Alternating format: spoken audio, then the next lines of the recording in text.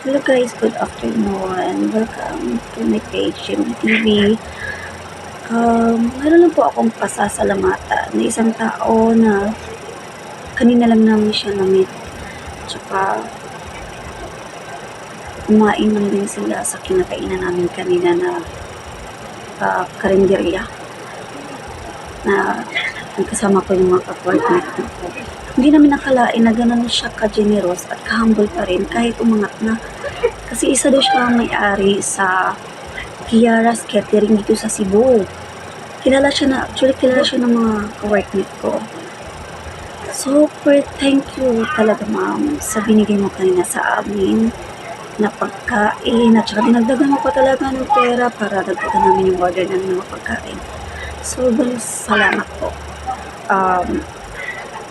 Sana po patuloy niyo po yung pagiging generous at humble sa ibang tao, hindi lang sa amin. Tsaka more blessings to come to your business, ma'am. Good health sa family mo at sa iyo po. Sasabi ko lang po, thank you so much. Po kayo sa kanilang page, Kiara's Catering. Yan lang po. Thank you so much.